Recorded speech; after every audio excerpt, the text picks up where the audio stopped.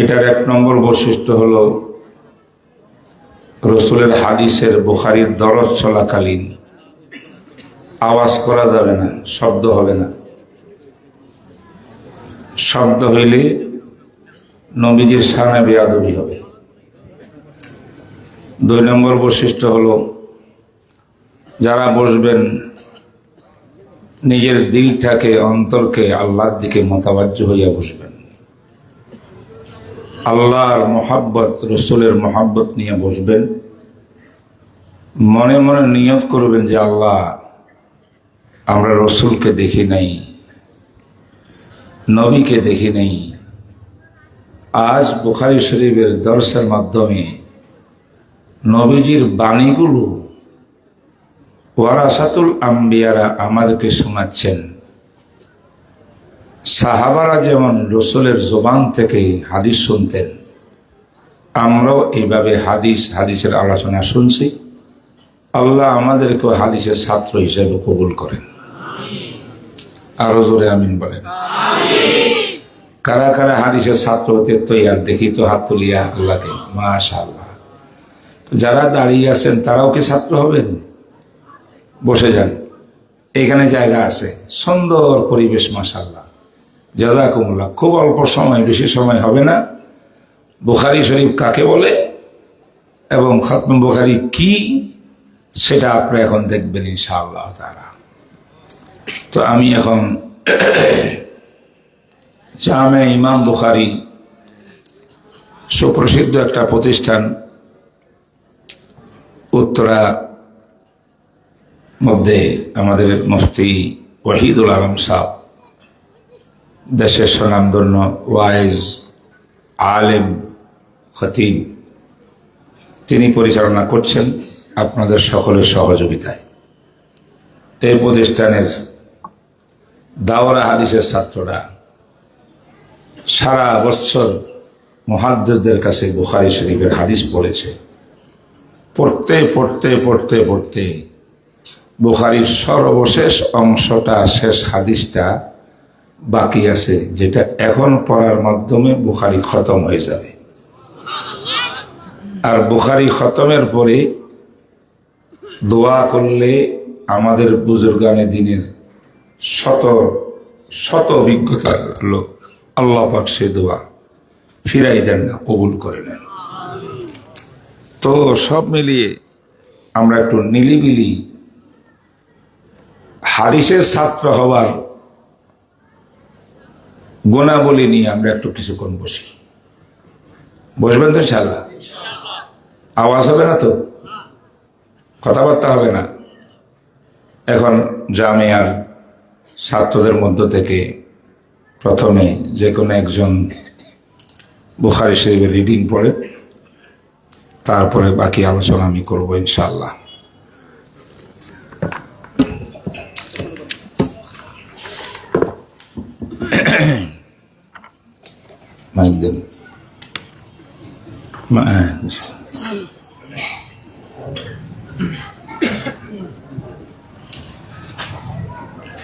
بسم الله الرحمن الرحيم.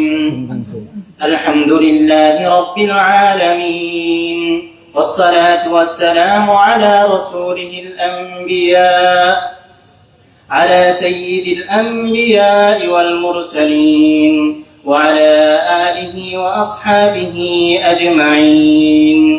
أما بعد، فإن أصدق الحديث كتاب الله، وخير الهدي هدي محمد صلى الله عليه وسلم، وشر الأمور محدثاتها، وكل محدثة بدعة، وكل بدعة ضلالة، وكل ضلالة في النار.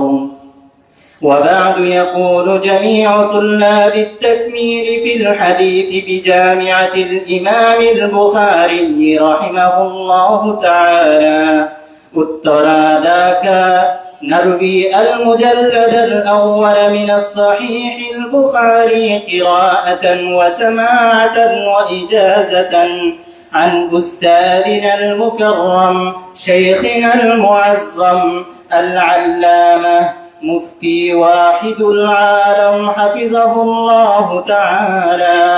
قال حدثنا وأجازنا الشيخ فضل الحق أميني رحمه الله تعالى. قال حدثنا الشيخ يوسف بن نوري رحمه الله تعالى.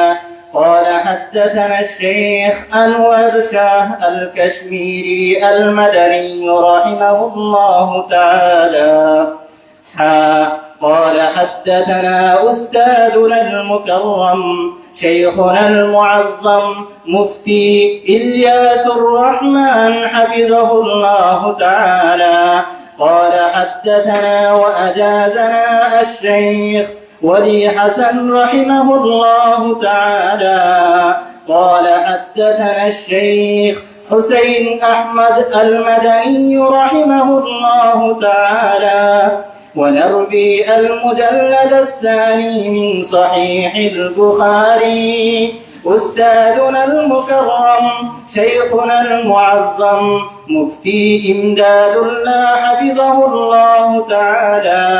قال حدثنا وأجازنا العلامة أحمد شفيع رحمه الله تعالى. قال حدثنا وأجازنا الشيخ حسين أحمد المدني رحمه الله تعالى. ونروي المجلد الثاني من صحيح البخاري. أستاذنا المعظم شيخنا المكرم مفتي جابر أحمد حفظه الله تعالى. قال حدثنا وأجازنا مولانا عبد الرزاق حفظه الله تعالى. قال حدثنا مفتي عبد المعز رحمه الله تعالى. قال حدثنا الشيخ حسين أحمد المدني رحمه الله تعالى.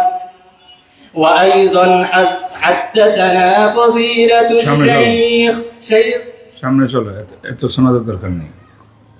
মাদানী সাহেব পড়তে বলো।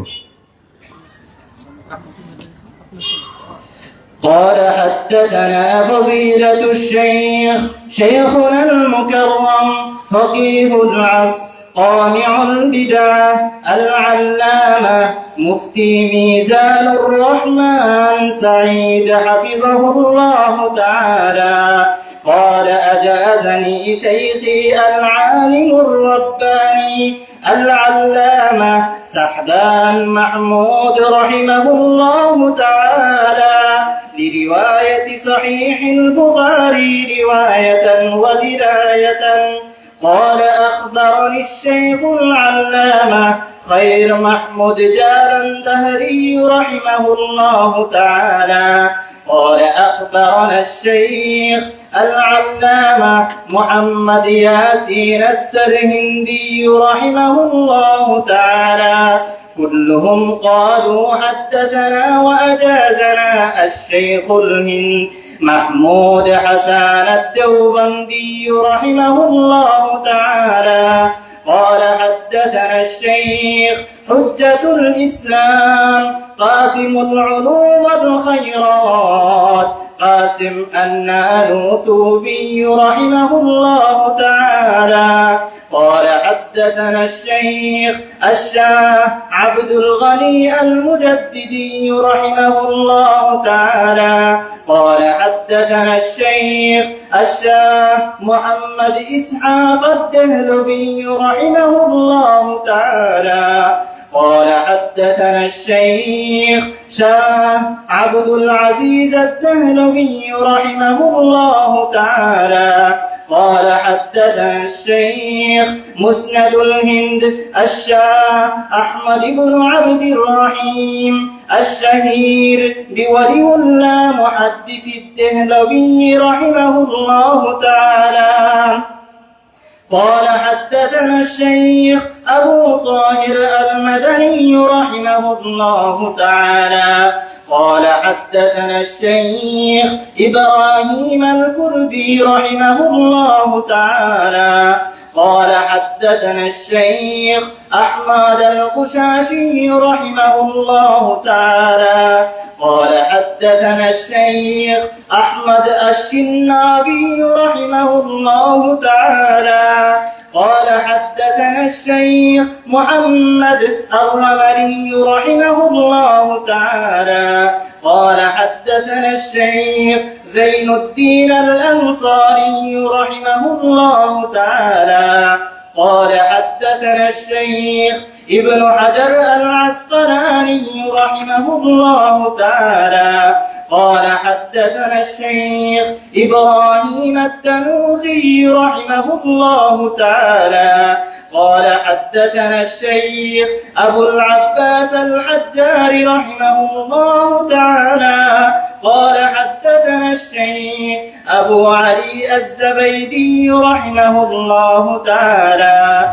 قال حدثنا الشيخ أبو الوقت السجزي رحمه الله تعالى قال حدثنا الشيخ أبو الحسن الداودي رحمه الله تعالى قال حدثنا الشيخ أبو محمد السرخسي رحمه الله تعالى قال حدثنا الشيخ أبو عبد الله الفربري رحمه الله تعالى قال حدثنا شيخ الإمام الهمام الحافظ الحجة أمير المؤمنين في الحديث أبي عبد الله محمد بن إسماعيل بن إبراهيم بن مغيرة بن بردزبة الجعفي اليماني البخاري رحمه الله تعالى اللهم انفعنا بعلومه وعلومهم آمين يا رب العالمين. أنه قال باب قول الله تعالى ونضع الموازين القسط ليوم القيامة وأن أعمال بني آدم وقولهم توزن. وقال مجاهد القسطاس العدل بالرومية ويقال القسط مصدر المقسط وهو العادل وأما القاسط فهو الجائر. وبه قال حدثنا أحمد بن إشكابا قال حدثنا محمد بن فضيل عن عمارة بن القعقاع عن أبي زرعة عن أبي هريرة رضي الله تعالى عنه وعنهم أنه قال قال النبي صلى الله عليه وسلم كلمتان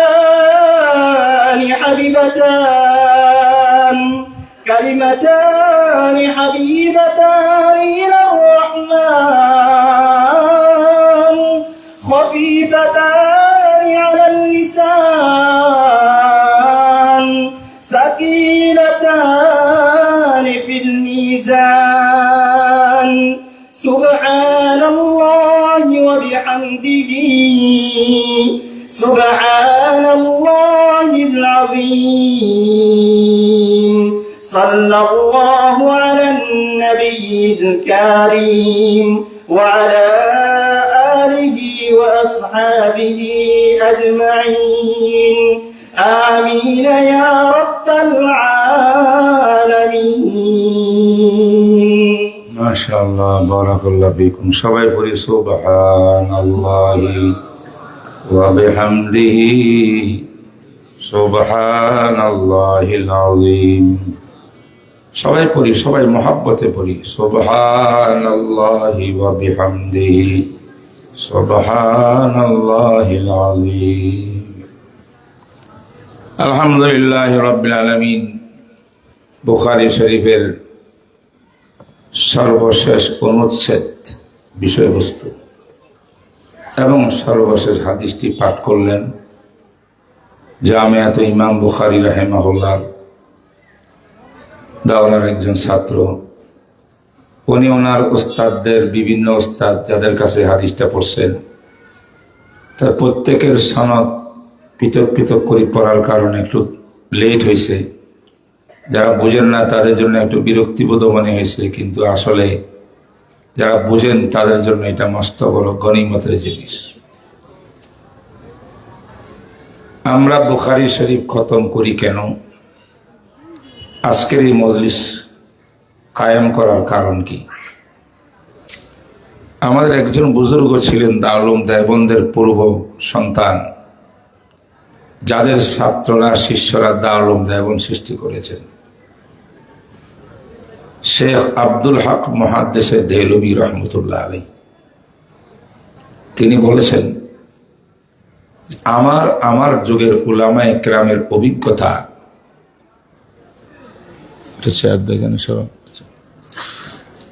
আমার জামানার বুজুর্গানে দ্বীনের অভিজ্ঞতা হলো, যতবার বুখারী শরীফ খতমের পরে আমরা হাত উঠাইয়া দোয়া করেছি, আল্লাহ পাক প্রত্যেকটি দোয়া কবুল করছেন। শেখ আসিলউদ্দিন আল মুহাদ্দিস এই নামে একজন বিখ্যাত মুহাদ্দিস ছিলেন। তিনি বলেছেন, আমি আমার জীবনে 120টা কঠিন কঠিন উদ্দেশ্য নিয়ে, সমস্যা নিয়ে 120 বার খতমে কোরআন, খতমে বুখারী করেছি।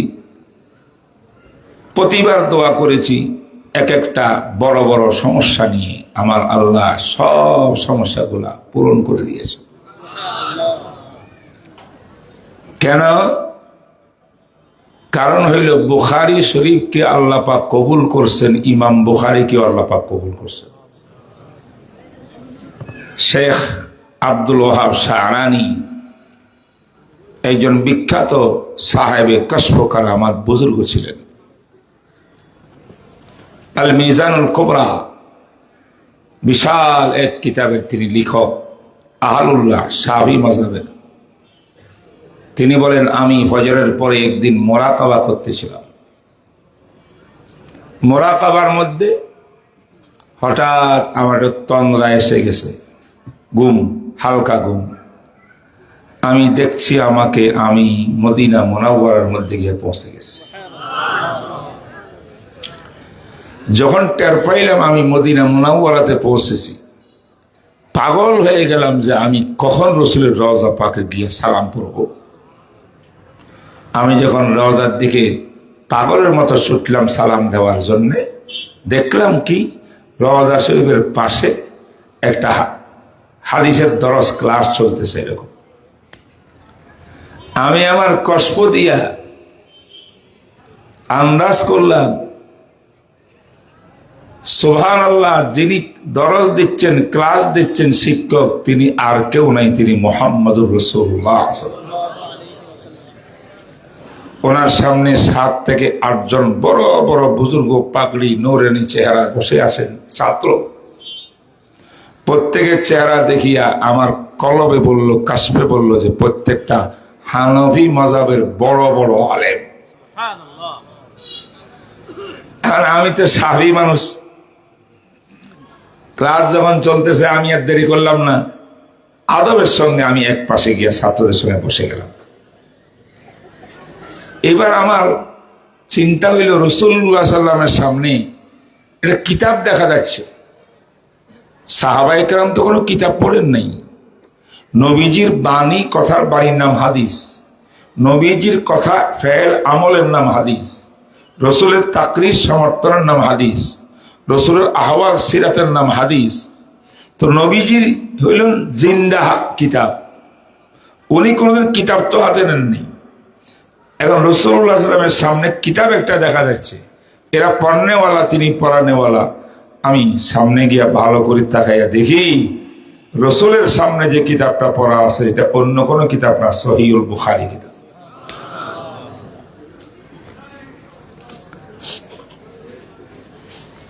কেন এত কবুল? ইমাম বুখারী বলেছেন, আমি আমার এই কিতাবের মধ্যে 7397টি মুসনাদ হাদিস বুখারীর মধ্যে এনেছি। কত? 7397। 97। আবার হেডলাইন তারজমাতুল বাব, ছাত্ররা বুঝবে, ছোট অনুচ্ছেদ, এটা এসেছে প্রায় 4000 পুরা কিতাবে। প্রত্যেকটি হেডলাইন, প্রত্যেকটি হাদিস কিতাবে লেখার জন্য ইমাম বুখারী করছেন কি, একবার গোসল করছেন, গোসলের পরে পাকসাপ হইয়া তিনি 2 রাকাত নফল নামাজ পড়েছেন, 2 রাকাত নফল নামাজের পরে মুরাকাবা করছেন, ইস্তেখারা করছেন যে আল্লাহ, আপনার নবী যখন কথা বলছিল দুনিয়াতে আমি ছিলাম না, আমি সাহাবী নই। আমাদের হাদিস বিশারদদের স্কেল দিয়া মাপি দেখছি, আমার সামনে বেশ কিছু সহিহ হাদিস, এটা মুহাদ্দিসদের স্কেল অনুযায়ী সহিহ, আসলে বাস্তব নবীজি বলছে কিনা এই কথা আল্লাহ আপনি ছাড়া আর কেউ জানে না। যদি এটা বাস্তব হইয়া থাকেন, নফসুল আমর ও হাদিসটা সহিহ থাকে, আল্লাহ আপনি আমার কলবের ভিতরে এলকা করে দেন যেন আমি এটা কিতাবে লিখতে পারি। আল্লাহ পাক কলবে এলকা করছেন, এলকা ফিল কালব। तो इमाम बुखारी सही हदीस लिखছেন। कोन समय मुझे एक रवायत ऐसी भी मिली है हमारा अकाबिर से, इस्तिखारा करतेन, इस्तिखारा करार परे इमाम बुखारी मने चाय हादिसटा आनते, किन्तु अल्लाहर पक्ष से कोनो इशारा नहीं। जब अल्लाह की तरफ से कोई इशारा नहीं आता, इमाम बुखारी की दिल चाहता है कि मैं ये हादिस किताब के अंदर इंदराज करूं। कभी कभी मुआजहा शरीफ में तशरीफ ले जाते थे। मुआजहा शरीफ बुझेन, যেখানে রওজার মধ্যে রসুলের চেহারা আনোয়ার বরাবর যে একটা লোহার একটা ছিদ্র আছে, স্বর্ণের পানি দিয়া মোড়ানো, দেখেন নাই? রওজার জালির মধ্যে দেখেন নাই একটা, যেখানে হাজিরা যায় একই সামনে দাঁড়িয়ে আসসালাতু আসসালামু আলাইকা ইয়া রাসূলুল্লাহ বলে, ওটার নাম মুআজাহা শরীফ। মুআজাহা মিনাল ওয়াজহে, ওয়াজহুন বেওয়াজহিন, यानी যখন কোনো লোক নবীর আশেক সেখানে দাঁড়াবে সালাম করার জন্য, তার চেহারাটা রওজার দিকে থাকবে, থাকলে রসুলের চেহারাটা তার দিকে থাকবে, ফেস টু ফেস হবে। এটার নাম মুআজাহা শরীফ। বড় মুকাদ্দাস জায়গা, সেখানে গিয়া সালাম করিয়া আল্লাহর কাছে দোয়া করতেন, আল্লাহ যদি হাদিসটা আপনার রসুলের হয়, আমার দিলে একটু প্রেরণা জাগ্রত করে দিটা লেখার জন্য। অনেক সময় ইস্তেখারার মধ্যে যা হয় নাই, মুআজাহা শরীফের মধ্যে গিয়া দোয়া করার পরে আল্লাহ পাক তার দিলের ভিতরে হ্যাঁ বা না এলকা করে দিয়েছেন, তারপরে কিতাবটা এখানে আছে। बेअश्क नबी जिसने लिया दर्स बुखारी, बेअश्क नबी जिसने लिया दर्स बुखारी, आया है बुखार उसको न आई है बुखारी। पूरा बुखारी लेखा हुए इसको मारे बदल द्वारा। ইমাম বুখারী জলিল কদর ওলি ছিলেন, বিলায়াতের অধিকারী ছিলেন। চোখ বন্ধ করলে আল্লাহর সঙ্গে পরামর্শ হয়ে যাইত, রওজার সামনে গেলে নবীর সঙ্গে মশওয়ারা হয়ে যাইত। এমন একটা বুখারী শরীফের কিতাব আজকে আমার দেশে এমন জিকির বুখারীর হয়, টেলিভিশন খুললে লম্বা লম্বা টুপিওয়ালা কিছু হুজুর আছে, বুখারী বুখারী বুখারী বলছে। কি আছে না নাই? কথা কয় না? নাই? লম্বা লম্বা লিখছে আর আমাকে দিন শিখায়। কোরআন আর বুখারী শরীফ যথেষ্ট, মাযহাব টাযাব লাগবে না। আবু হানিফাকে, মালিককে, শাফিকে ইয়াকফিনাল বুখারী ওয়াল কোরআন বলে কি বলে না? আপনাদের এটা মাস্টার বলি, আওলাদের রসুল এসে গেছেন, বসে গেছেন, আমি কথা বেশি বলতে পারবো না। যদি উনি না আসতেন কিছু কথা বলতাম, আর রাতও বেশি হয়ে গেছে, আমি পরে সংক্ষেপ করে ছেড়ে দেবো। আমি এটা বুঝাই। আসেন তো আমার দিকে, আমার সাথে। আল্লামা ইবনে হাজার আসকালানী রহমতুল্লাহ আলাইহি হাদিয়ুস সারি মুকদ্দমায়ে ফাতুল বারি কিতাব মধ্যে লিখেছেন, قال الإمام البخاري إني أحفظ 100,000 حديث صحيح و200,000 حديث غير صحيح। ইমাম বুখারী বলেন আমি সহিহ হাদিস 1,00,000 মুখস্থ করেছিলাম, 2,00,000 হাদিস মুখস্থ করেছি যেগুলো সহির মধ্যে পড়ে না, সহির বাইরে পড়ে। সহি নয় এমন হাদিস 2,00,000 কেন মুখস্থ করেছেন? উত্তর হইল সহি জানতে হইলে গায়রে সহি জানতে হবে আগে, কথা কয় না? এই জন্য মোট 3,00,000 হাদিস মুখস্থ করেছেন, সহি আর গায়রে সহি। আচ্ছা 2,00,000 বাদ দেন, 1,00,000 সহি হাদিস কিনা? কথা আমার না ইমাম বুখারী? জোরে বলেন কত? 1,00,000। 1,06,00,000 হাদিস ওনার কাছে সংগ্রহীত ছিল।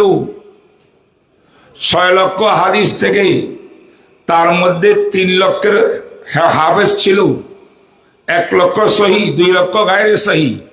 সেখান থেকে তিনি এই কিতাবটা সিলেকশন করেছেন, ইন্তেখাব, বুঝেন নাই, বাছাই করছেন। এই একটা, এটা প্রথম শেষ ভলিউম, আর একটা আছে প্রথম ভলিউম, দুইটা মিলিয়া সর্বমোট বুখারী শরীফের মধ্যে হাদিসের সংখ্যা হইল 7,397। কত? ইমাম বুখারীর কাছে মুখস্থ ছিল কত সহিহ হাদিস? সবাই কোন? 1,00,000 সহিহ হাদিস। 1,00,000 হাদিস থেকে 7,397 মাইনাস করেন, বিয়োগ করেন, কত থাকে?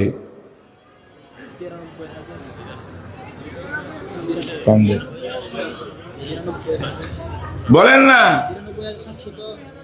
92,603। কত? বুখারী শরীফে হাদিস কত আসছে? জোরে কন। 97। আর ইমাম বুখারীর মুখস্থ করা হাদিস বাদ পড়ে গেছে কত? ওইগুলা সহি না গায়রে সহি? তাইলে কি ইমাম বুখারী সব সহি হাদিস বুখারীতে আনছেন না? 7,000, 92,000 কোথায়? বাকি রয়ে গেছে। বলেন যারা স্লোগান উঠায় কোরআন পড়লে চলবে, হাদিসের মধ্যে বুখারী পড়লে চলবে, আর কিছু লাগবে না, তারা বলতে চায় ইমাম বুখারীর কাছে 1,00,000 সহিহ হাদিস ছিল, 7,000 আমল করলে চলবে, 92,000 সহিহ হাদিস না মানলেও সমস্যা নাই। এই কথা যারা বলে তারা কোনোদিন আলে হাদিস হইতে পারে না। বুঝেন না মনে হয়? অঙ্কটা বুঝেন না আপনারা? এইটারও শুধু ইমাম বুখারীর কাছে 1,00,000। মুহাদ্দিস কি শুধু ইমাম বুখারী? তিনি কি সব হাদিস মুখস্থ করছিলেন? ইমাম মুসলিম নাই, আবু দাউদ নাই, আহমদ বিন হাম্বল নাই, সব মিলে লক্ষ লক্ষ হাদিস। শুধু ইমাম বুখারী, যে বুখারীর নাম জপতেছি আমরা, মানুষকে বোঝাচ্ছি বুখারী মানলেই কমপ্লিট ইসলাম পেয়ে যাবেন, তাদের খেদমতে আমি আরজ করতেছি ইমাম বুখারী নিজের কাছে 1,00,000 হাদিস ছিল, সব সহিহ হাদিস ছিল 1,00,000। তার মধ্যে তিনি মাত্র 7,000 আনলেন, 397, বাকি 92,603টা রয়ে গেল, সব রয়ে গেল বুখারীর বাইরে। বুখারী মানলে পুরো ইসলাম মানা কেমনে হয়? সহিহ হাদিসও আপনি মানেন নাই, 92,093 সহিহ হাদিসও বাইরে, সহিহ লিগাইরিও বাইরে, হাসানও মানলেন না, হাসান লিগাইরি মানলেন না, হাদিসের বিভিন্ন বন্টন আছে, একটাও মানলেন না। সহিহ হাদিসও 92-93 না মানিয়া, অস্বীকার করিয়া কিভাবে আপনি আলে হাদিস হতে পারেন? আমরা ওলামায়ে দেওবন্দের কিছু সন্তানরা বুখারী শরীফ আগাগোড়া সব পড়ে, মুসলিম শরীফ পড়ে, আবু দাউদ পড়ে, তিরমিজি পড়ে, তাহাবি পড়ে, মুয়াত্তা মালিক পড়ে, মুয়াত্তা মুহাম্মদ পড়ে, সামালে তিরমিজি পড়ে, অনেক কিতাবেরা পড়ছে, জিজ্ঞেস করে পড়েন নাই? এই কিতাব প্রথম হাদিস ইন্নামাল আমালু বিন্নিয়াত, সেখান থেকে আজকের শেষ হাদিস পর্যন্ত সব হাদিস পড়ছে তারা। জিজ্ঞেস করেন, একটা হাদিসও বাদ দেয় নাই, কোনো কারচুপি হয় নাই, পুরো হাদিস পড়ছে। রিডিং না, শুধু মিনিং সহ, অর্থ সহ। কথা বুঝেন নাই? যারা বলে আমরা আহলে হাদিস, আমার এই ভাইদের মাদ্রাসা গিয়ে দেখেন, অফিসে গিয়ে দেখেন, তারা বুখারী শরীফ, মূল বুখারী 90% আহলে হাদিসে বুখারী শরীফ পড়ে না। বুখারীর অনুবাদ পড়ে, বাংলা অনুবাদ, ইংলিশ অনুবাদ, অনুবাদও করছে তারা তাদের মন মতো করে, আর ওইটা ফটো স্টেট করে করে আমিন কোথাও জোরে ভর্তি হবে, আস্তে ভর্তি হবে, এই পৃষ্ঠাটা পকেটে রাখে। আর এমন এমন রফিকেদার কখন করতে হবে, ওই হাদিসটা এই পকেটে রাখে। কয়েকটা ঝগড়া হলো, বিতর্কিত একতলাফি হাদিসের এবার অনুবাদ তো আছে, সিরিয়াল নম্বর আছে, সিরিয়াল নম্বর আর অনুবাদ মুখস্থ করে। জেদ্দার মধ্যে আমার এক বয়ানের ভিতর জিদ্দায় এক আহলে হাদিসে বলে, হুজুর আপনি যে বললেন জিকির জোরে করা যায়, এই কথাটা তো বুখারী শরীফের এত নম্বর হাদিসের বিরুদ্ধে। আমি বললাম কোন হাদিস? কত নম্বর হাদিস? আমি প্লিজ আপনি পড়েন তো হাদিসটা। হুজুর আমি তো আরবি করতে জানি না। যে আরবি করতে জানে না, বুখারী নম্বর সিরিয়াল, এই সিরিয়াল ইমাম বুখারী দেয় নাই। ইমাম বুখারী তো নবীর হাদিস পেশ করছে। তুমি যদি বুখারীর পণ্যওয়ালা হও, নবীর হাদিস আগে রিডিং পড়ো, তার অর্থ পড়ো, মাহিত্য পড়ো, তখন তুমি বুখারী পণ্যওয়ালা হবা। সিরিয়াল নম্বর জানলে, অনুবাদ পড়লে কখনো বুখারীওয়ালা হইতে পারে না।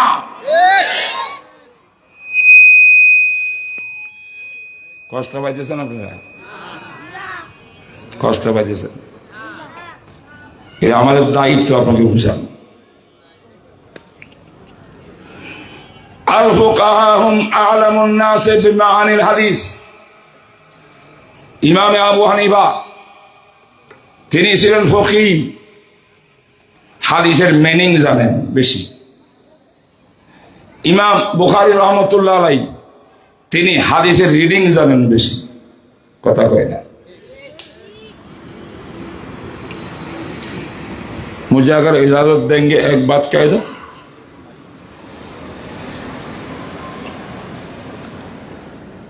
औलाद रसूल है, हमारा मेहमान है, हम उनके अब्बू के साथ जिंदगी बसर किए तकरीबन 20 साल तक। अल्लामा सैयद औलाद रसूल अब्दुल मजीद नदीम साहब रहमहुल्लाह ताला। अल्लाह কথা আমার কথা অনেক লম্বা। গতকাল 3টা খতমে বুখারী হয়েছে, এক খতমে বুখারীতে 2 ঘন্টা কম বসে করা হয়েছে। না বুখারী কেমনে বুঝাবো কেমনে? আল্লাহ রসুল যখন নাকি মারজে ওবাদ অসুস্থ হয়ে পড়লেন, যে অসুস্থ থেকে আর উঠেন নাই, ইন্তেকাল করেছেন। ঘটনা কি জানেন? বুখারীতে আসছে, নবী আলাইহিস সালাতু ওয়াস সালাম বেশ কিছুদিন জ্বরে ভুগছেন, অজ্ঞান হইয়া পড়েন, আবার জ্ঞান ফিরে আসে। জিজ্ঞাসা করে, আয়েশা আমার মুসলিমে আজান হয়েছে, নামাজ হয়েছে? বলি ইয়া রাসূলুল্লাহ আজানও হয় নাই, নামাজও হয় নাই। সাহাবারা পেরেশান, কাঁদতেছে। আল্লাহ নবী বলেন, ইয়া আয়েশা মুরু বিলালান ফালিউযাযিন ওয়া মুরু আবা বকরিন ফালিউসাল্লি বিন নাস। বেলালকে বলো আজান দিতে, আবু বকর সিদ্দিককে বলো ইমামতি করতে।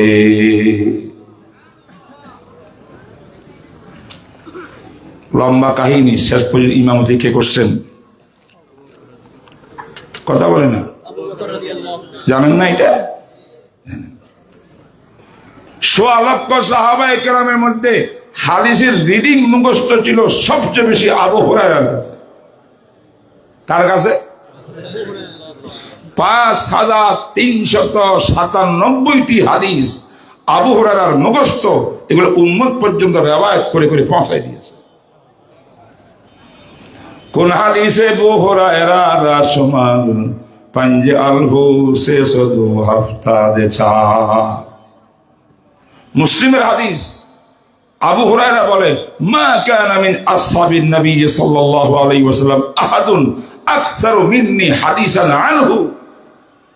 আমার থেকে হাদিস রাসূলের কেউ বয়ান করতে পারে নাই ইল্লা আব্দুল্লাহ ইবনে আমর ফাইন্নাহু কানা ইয়াকতুবু ওয়া লা ইয়াকতুব। তাহলে আবু হুরায়রার হাদিস কত? 5374 বলেন না। আবু বকর সিদ্দিক রাদিয়াল্লাহু তাআলা আনহু বিশ্ব নবীর থেকে যত হাদিস বয়ান করছেন সে হাদিসগুলোকে মুহাদ্দিসরা একত্রিত করিয়া দেখে এটা 300 থেকে কিছু প্লাস, 300 থেকে প্লাস 300 হাদিস মাত্র। কথা কয় না, কথা কয় না। আবু বকরের বর্ণিত হাদিস কত? 300 প্লাস। আবু হুরায়রার বর্ণিত হাদিস কত? 5374। তার মানে আবু হুরায়রার কাছে 5000 বেশি হাদিস আবু বকর সিদ্দিকের থেকে। কথা বুঝেন না আপনারা? তত্ত্ব, রিসার্চ, ভাষা কথা করলে চলবে না, রিসার্চ গবেষণা করতে হবে। বুঝছেন কিনা? যেদিন আল্লাহ নবী বললেন হে আয়েশা বলো আবু বকরকে ইমামতি করার জন্য, যেই নামাজে আমি রাসূল দাঁড়াইয়া ইমামতি করি, সেই ইমামতির জায়গা আজকে আবু বকর সিদ্দিকের জন্য। সুবহানাল্লাহ কয় না? বলেন তো, যেই সময় আবু বকর সিদ্দিককে ইমামতি দিচ্ছেন সেই মজমার ভিতরে আবু হুরায়রা ছিল কি ছিল না? বলে না ছিল? অবশ্যই। তাহলে বড় মুহাদ্দিস হুজুর কি আবু হুরায়রা না আবু বকর সিদ্দিক? রাসূলের খেলাফত আর ইমামত কে পাইলেন? কারণটা কি? কারণ হইল সাহাবায়ে কেরাম বলেন খানা আবু বকরিন আ'লামুনা। আবু বকর সিদ্দিক রাদিয়াল্লাহু তাআলা আনহু হাদিস রিডিং নয়, শরীয়তের মাসলা মাসায়েল, হাদিসের মিনিং, অর্থ, ব্যাখ্যা, তাফসীর সব সাহাবা থেকে বেশি জানতেন তিনি। তাইলে হাদিসের রিডিং কার কাছে বেশি? আবু হুরায়রার কাছে। মিনিং কার কাছে বেশি? আবু বকরের কাছে। ও আমার ভাইরা, একদিকে ইমাম বুখারী, আরেক দিকে ইমাম আবু হানিফা। আবু হানিফার সাগরিদের সাগরিদের সাগরিদ ইমাম বুখারী। সোলাসিয়াতের মধ্যে আছে আবু হানিফার সাগরিদ মক্কি ইবনে ইব্রাহিম, আবু আসিমিন নবিল। এই দুইজন আবু হানিফার খাদেম 2 বছরের। এনারা ইমাম বুখারীর সবচেয়ে বড় অবস্থা, সবচেয়ে বড় অবস্থা। পরে তারপরেও পৃথিবীর মধ্যে ইমাম বুখারী হাদিসের রিডিং এর খেদমত এমন করছেন যার প্রমাণ আজকের এই সহিহুল বুখারী। ঠিক না ঠিক? কর রিডিং কার কাছে বেশি বলেন? রিডিং কার কাছে বেশি? ইমাম বুখারীর কাছে বেশি, আমি মানছি। মিনিং কার কাছে বেশি? জোরে। তাহলে উম্মতের খেলাফত, উম্মতের মাযহাবের ইমাম, উম্মতের রাহবর, মাযহাবের ইমাম ইমাম বুখারী হবে না, ইমাম আবু হানিফা হবে। হাদিসের ক্ষেত্রে, রিডিং এর ক্ষেত্রে ইমাম বুখারীর ইমাম মানি, মিনিং এর ক্ষেত্রে ইমাম আবু হানিফাকে ইমাম মানি। লাকাদ জানাল বিলাদা ওয়া মান আলাইহা ইমামুল মুসলিমিনা আবু হানিফা। সামান্য কিছু কথা বললাম, যেহেতু মেহমান এসে গেছেন আমি অনুবাদটা করি, আমি কথা শেষ করতেছি। আজকে আমার ছাত্ররা যেগুলা পড়লেন, সর্বশেষ অধ্যায় হইল ওয়ানাযাউল মাওয়াজিনাল কিসতা লিয়াউমিল কিয়ামা, সূরাতুল আম্বিয়ার 47 নম্বর আয়াত। এই টুকরা দিয়ে ইমাম বুখারী সর্বশেষ বিষয় বয়ান করছেন। বিষয়টা হলো আল্লাহ বলেন আমি কিয়ামতের ময়দানে মিজানে আদল, মিজানে কিসত, সুবিচারের পাল্লা, দাড়ি পাল্লা স্থাপন করব। সেই দাড়ি পাল্লার কারণে ফালা তুজলামু নাফসুন শাইআ, কোন বনি আদম একে অপরের কারোর উপরে কেউ জুলুম করতে পারবে না, সবাই সুবিচার পাবে। সুবহানাল্লাহ। কি বলেন? পাল্লা একটা আল্লাহ পাক স্থাপন করবেন কিনা? কোন দিন? কিয়ামতের ময়দানে। পাল্লার নাম মিজান। কথা বোঝেন নাই? এখন আমাদের আমল নামা মাপবেন, আমল মাপবেন। ফামান সাকুলাত মাওয়াজিনুহু, যার আমল ভারী হবে নেক আমল, তাকে জান্নাত দিয়ে দেবেন। যার বদ আমল ভারী হবে তাকে জাহান্নামে দিয়ে দিবেন। এটা আল্লাহ পাকের সিস্টেম, এটা হলো আল্লাহ পাকের নিজাম। ঠিক না বেঠিক? কর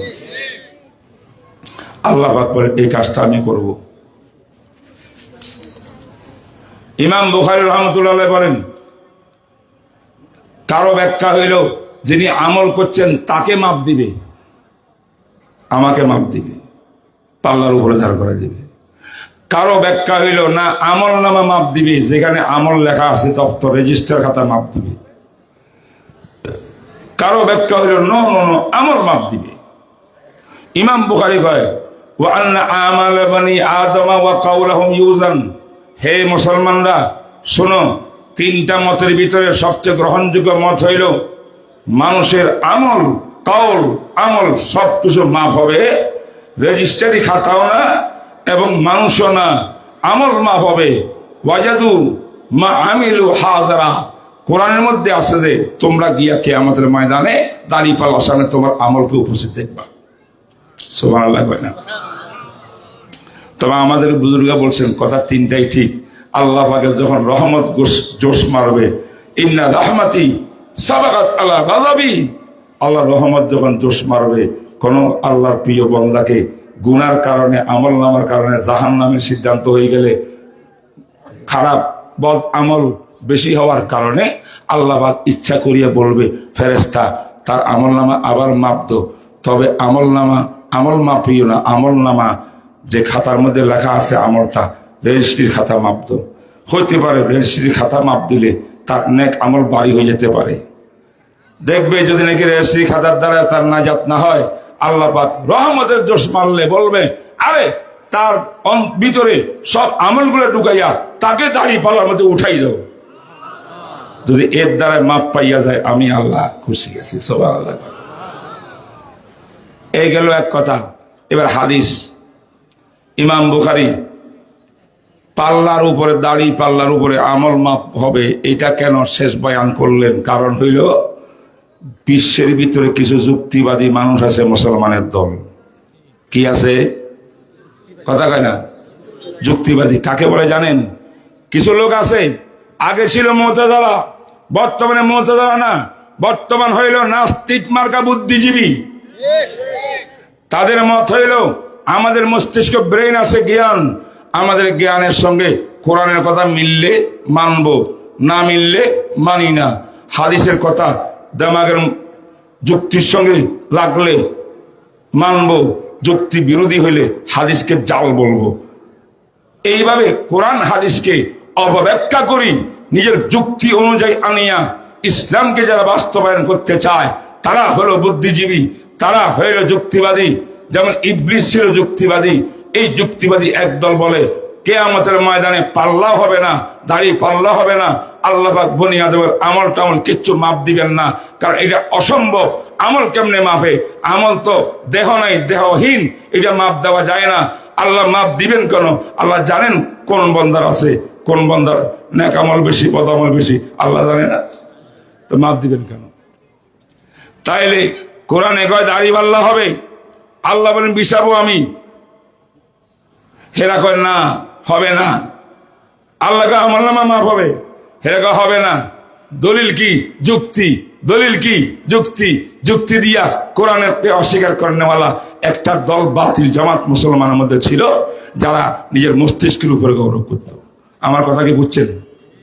ইমাম বুখারী এই সর্বশেষ বিষয়টা আনিয়া বলতেছেন, হে দুনিয়ার মুসলমানেরা, যুক্তি দিয়া ইসলামকে মাপা যাবে না।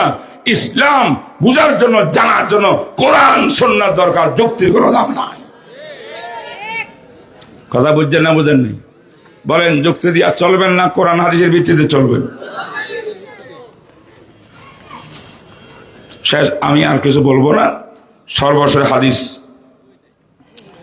وبه قال حدثنا أحمد بن أشكاب إسكاب قال حدثنا محمد بن فضيل عن عمارة بن القعقاع عن أبي سرعة عن أبي هريرة رضي الله تعالى عنه وعنهم قال أنه قال بالبداري قال النبي صلى الله عليه وسلم كلمتان حبيبتان إلى الرحمن سبحان الله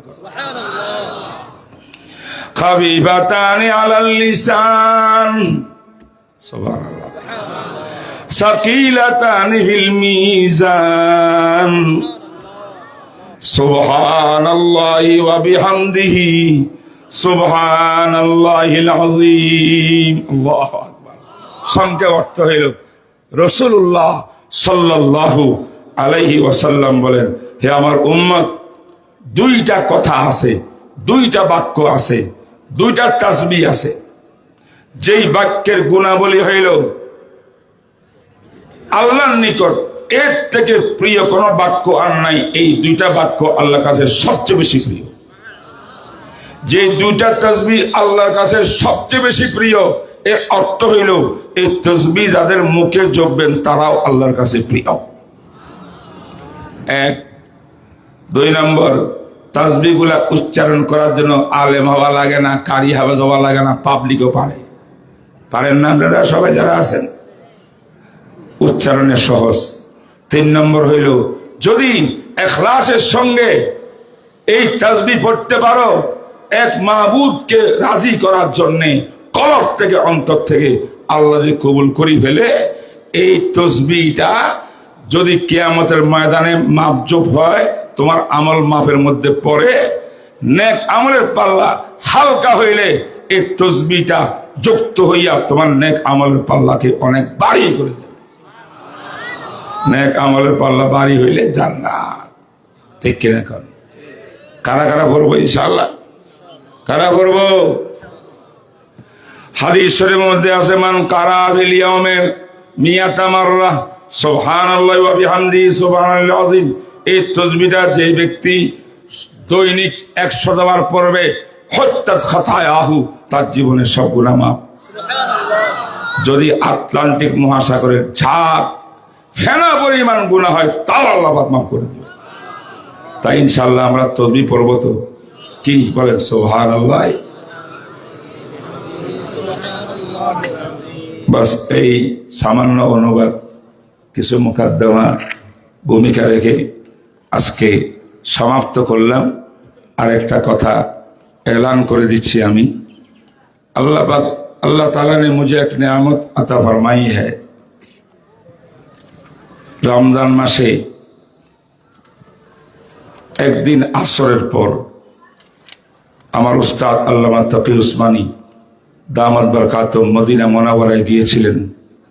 রওজা জিয়ারত করে তিনি সুফা মাদ্রাসায় বসছিলেন, যে সুফা মাদ্রাসায় আবু হুরায়রা সাহাবায়ে কেরাম সবক নিছেন রাসূল থেকে। তা আমি ছিলাম বাবে ওমরে, ছেলে একটা যাই বলে হযরত তোমাকে ডাকে। আমি যাই দেখি সেখানে শেখ মোহাম্মদ আওয়ামা আরো 3 জন লোক বসা। হযরত